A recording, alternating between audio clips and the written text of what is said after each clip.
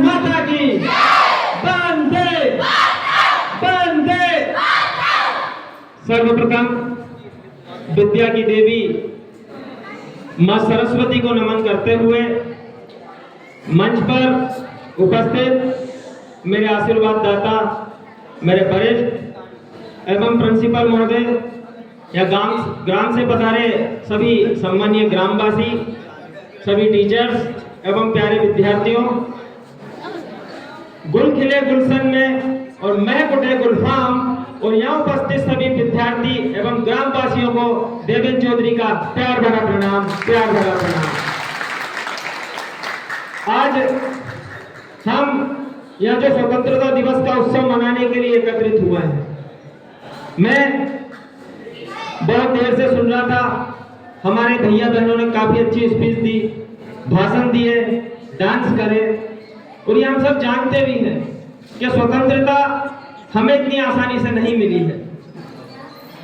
ये स्वतंत्रता लेने के लिए कई माओं ने अपने बेटों को खोया है, कई बहनों ने अपने भाई को खोया है, कई बेटों ने अपने पिता को खोया है और कई पतियों ने अपने सुहाग को खोया, तब जाके स्वतंत्रता हमें मिली।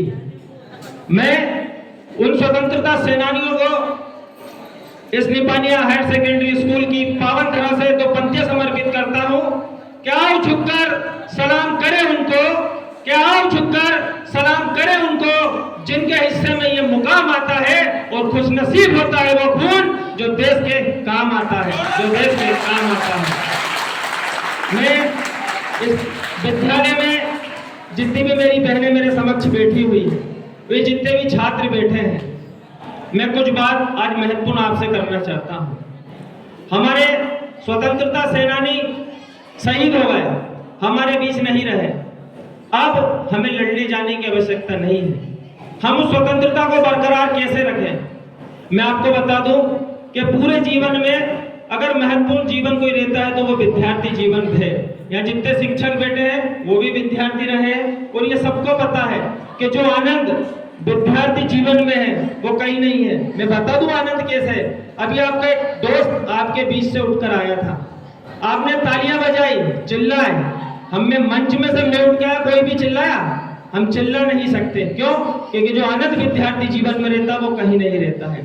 अब हम बात स्वतंत्रता की कर रहे हैं, हम उस स्वतंत्रता को कैसे बरकरार रखें?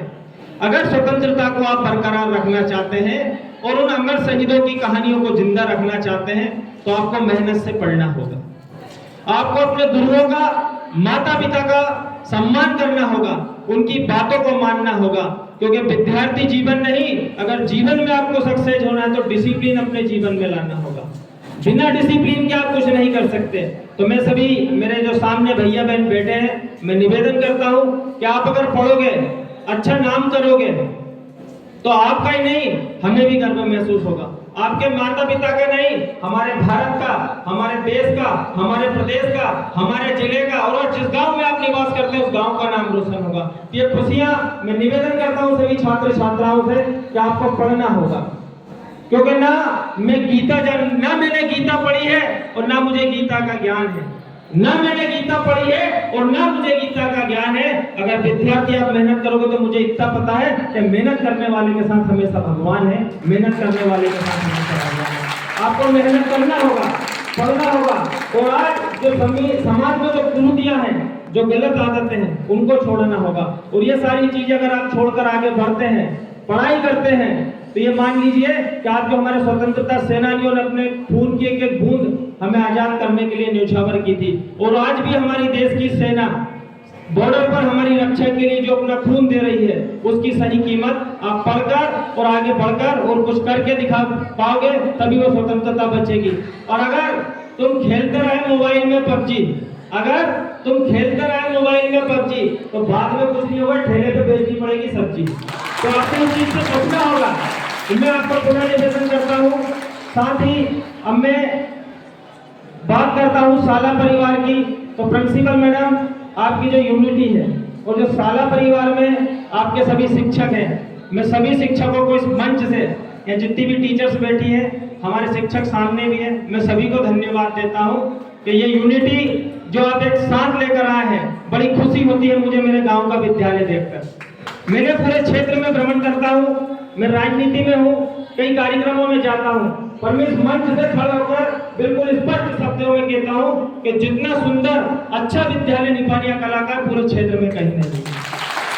मुझे इस मंच से बड़ा गर्व महसूस होता है ये कहने में, और इसको सुंदर बनाने के लिए प्रिंसिपल मैडम, ये आपकी पूरी टीम है, आप कप्तान हैं, और ये बाकी आपके जो प्लेयर लगे हुए हैं रात दिन। मैं निकलता हूँ रोड से देखता हूँ, हमारे राजमहल सर को मैंने कई बार देखा है कि वो सफाई करते रहते हैं हाथों से। अभी भी इतने शिक्षक होने के बाद भी वो पानी लेके आ गए थे।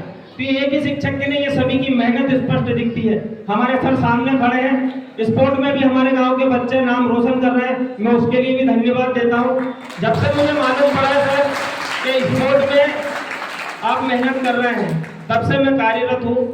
समय लगेगा, मंच से मैं घोषणा तो नहीं करता, पर कोशिश है तो कुछ स्पोर्ट के बच्चों के लिए कुछ अच्छा करूं, हो सके तो इनको खेल के मैदान की व्यवस्था में करवाऊं। उसके लिए मैंने ऑलरेडी लेटर लगा दिया है, आपको जल्दी वो साधन उपलब्ध होंगे।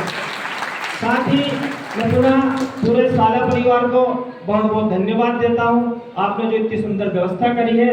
और पूरे सभी शिक्षकों के लिए मैं 2 पंक्तियां अभी बैठे हुए मैंने तैयारी करी है, मैं समर्पित करता हूँ कि जीने की कला सिखाते शिक्षक, ज्ञान की बात बताते शिक्षक। जीने की कला सिखाते शिक्षक, ज्ञान की बात बताते शिक्षक। और पुस्तक होने से कुछ नहीं होता अगर मेहनत से नहीं पढ़ाते शिक्षक, अगर मेहनत से नहीं पढ़ाते शिक्षक। क्यों?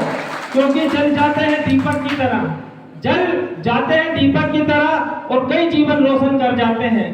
जल जाते हैं दीपक की तरह और कई जीवन रोशन कर जाते हैं। इसी तरह हर शिक्षक अपना फर्ज निभाते हैं, अपना फर्ज निभाते हैं। और अपनी वाणी को विराम देने से पहले मैं लास्ट तालियां चाहता हूँ मैडम मीना तिवारी जी, सॉरी, मैं बहन मीना तिवारी जी के लिए जो इतना सफल संचालन करती है, तो मैंने भी पहले कई मंच संचालन करे हैं। मैं मंच संचालन की विद्यार्थियों आपको एक बात बता दूं, जैसे भी एक हमारे छात्र उठ के आए थे, आपने सबने हंसा। मंच संचालन की एक कला है, ये जितने लोग बैठे हुए हैं सब बोल सकते हैं, पर कहा वहीं पर ये जहां बैठे हैं, ये बुराई नहीं है, स्पष्टता है। क्यों? कि मंच पे आते ही पैर हिलता है अच्छे अच्छे का, मंच पर आते ही पैर हिलता है अच्छे अच्छे का, और ये जब माइक हाथ में आता है ना और पसीने छूट जाता है अच्छे अच्छे का। धन्यवाद। जय हिंद, जय भारत।